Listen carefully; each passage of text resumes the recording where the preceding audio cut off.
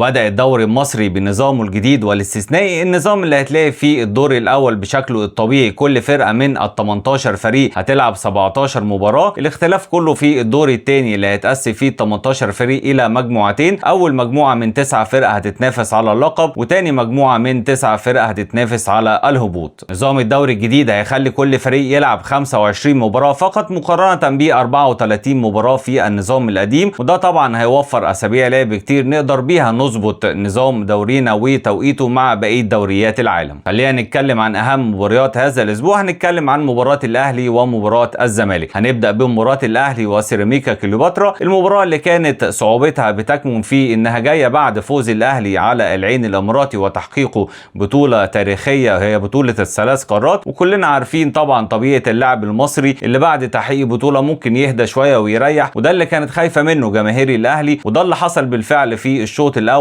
ولكن تدارك الموضوع مارسيل كولر والاهلي عمل ريمونتادا في الشوط الثاني. الاهلي بيكرر سيناريو الفوز على سيراميكا كليوباترا اللي حصل في السوبر المصري وبيفوز بالاهداف المبكره. شفنا الهدف الاول كان مبكرا جدا في الدقيقه 3 عن طريق حسين الشحات، كمان الهدف الثالث كان في اول 11 ثانيه من الشوط الثاني اللي جه عن طريق اسامه ابو علي، وطبعا الاهداف دي خفضت جدا من معنويات لاعبي سيراميكا كليوباترا وخلصت اللقاء لصالح الاهلي. الاهلي بدا بنفس تشكيل لقاء العين باستثناء تعديل وحيد وهو نزول يوسف ايمن مكان ياسر ابراهيم المصاب، وشفنا النهارده اداء يوسف ايمن كان مهزوز جدا الحقيقه، وشفناه قد ايه كان بطيء في التمرير وده خلى الكره تتقطع اكتر من مره من ضغط لاعبي سيراميكا كليوباترا عليه، كمان كان عنده بطء في التغطيه، ولولا رامي ربيعه تدخل في اكتر من كره وغطى وراه كان هيسبب مشاكل كبيره جدا لدفاعات النادي الاهلي. والاهلي من خلال سلاحه اللي عودنا عليه في المباريات الماضيه وهي سلاح الضغط العالي من اول اللقاء، قدر يستغل الضغط ده في الدقيقه 3 وعن طريق تمريره خاطئه من احمد رمضان بيكهام قدر يستلمها حسين الشحات ويسددها تسديده قويه جدا على يسار محمد بسام اللي الحقيقه لا يسأل عن هذا الهدف اطلاقا.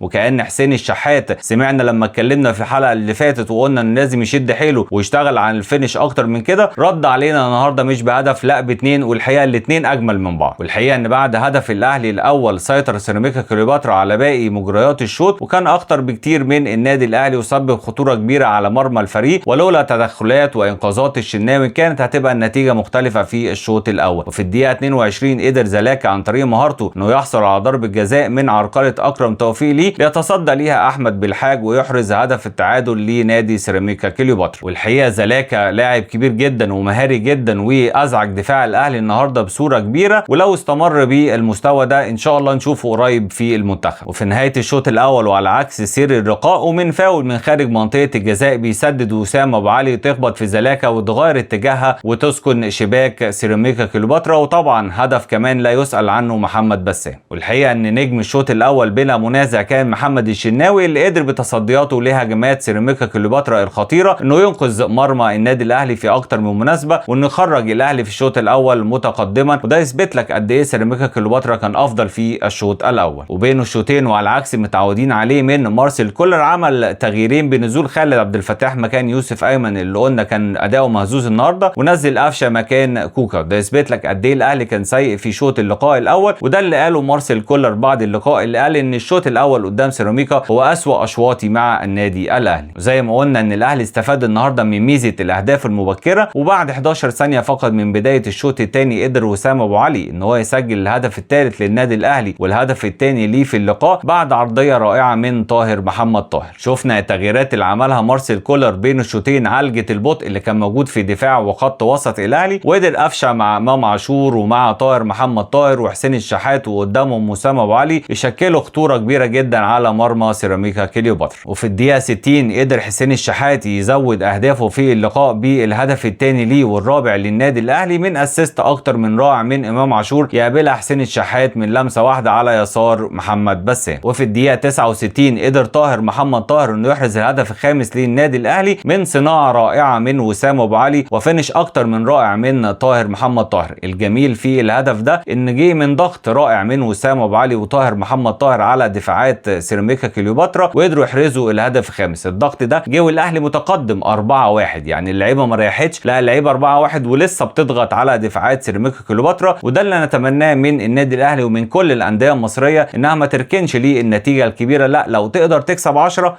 اعمل كده. بدا سيراميكا كليوباترا يمسك الكره شويه بعد هدف الاهلي الخامس تونس، وقدر القندوسي في الدقيقه 78 يذلل الفارق ويحرز الهدف الثاني لسيراميكا كليوباترا، الهدف اللي الغاه حكم اللقاء ولكن بالرجوع للفار اقر بصحته عشان تبقى النتيجه 5-2 لصالح الاهلي. الاهلي وكولر عمل 3 تغييرات في الدقيقه 80، خرج امام عاشور وطاهر محمد طاهر وحسين الشحات ونزل عمرو السوليه وبيرسي تاو ورضا سليم. اشوف ان التغييرات دي كانت متاخره جدا، خصوصا ان انت كسبان 4 من الدقيقه 60، كان لازم تدي فرصه اكبر لرضا سليم اللي شفناه بعد لقاء العين حزين قد ايه من عدم المشاركه، كمان تريح بقيه اللعيبه زي امام عاشور وطاهر محمد طاهر وحسين الشحات وتدي فرص اكبر للعيبه اللي مش بتلعب. والحقيقه تحيه كبيره جدا لمارسيل كولر ولعيبه الاهلي النهارده اللي عملوا ريمونتادا في الاداء في داخل اللقاء. يعني صعب جدا ان انت تبدا اللقاء وحش وبين الشوطين تعدل من اداء الفريق، ده محتاجه مدرب كبير وعقليه لعيبه كبيره. اما سيراميكا كليوباترا اللي عمل شوط اول عظيم، انا شايف ان هو خسر اللقاء في الشوط الاول. يعني لو استغل الفرص وسيطرته على اللقاء في الشوط الاول وخرج متقدم 2 أو 3 كان وضع اللقاء هيختلف، ولكن عدم استغلال الفرص قدام فرقه كبيره زي الاهلي لازم تخسر اللقاء في النهايه. والحقيقه تحيه كبيره لايمن الرمادي، ونتمنى الافضل لسيراميكا كليوباترا ومدربهم ايمن الرمادي في المباريات القادمه. نروح لتاني مباراه معانا وهي مباراه الزمالك والبنك الاهلي. المباراه اللي على مستوى الاداء كانت متوسطه المستوى وكان اللقاء متكافئ الى حد كبير، ولكن على مستوى الاثاره المباراه كانت مثيره جدا لاقصى درجه ونقدر نسميها مباراه ضربات الجزاء. مباراه كان بطل الشباك فيها هو الحكم محمد عادل اللي حسب 3 ضربات جزاء للفريقين، منهم ضربتين جزاء للبنك الاهلي وضربه جزاء لنادي الزمالك. ال3 ضربات جزاء اشوف منهم واحده بس هي اللي كانت صحيحه وهي ضربه الجزاء الاولى لنادي البنك الاهلي، اما ضربه الجزاء الثانيه اللي اتحسبت للبنك الاهلي على محمد عواد اشوف ان هو كان التحام طبيعي وان عواد ما تعمدش عرقله ياو انور، ولكن بشكل عفوي خبطت راس محمد عواد في قدم ياو انور، ما فيهاش تهور كمان من محمد عواد، وبالتالي بالنسبه لي هو التحام طبيعي لا يرقى ان هو يتحسب ضربه جزاء. كمان ضربه الجزاء اللي اتحسبت لنادي الزمالك اشوف انها لا ترقى ان هي تكون ضربه جزاء، لان الوضع التشريحي لنيمار ما كانش يسمح له ان هو يشوف الكوره، كمان الكوره خبطت في الارض قبل ما تيجي في ايد نيمار،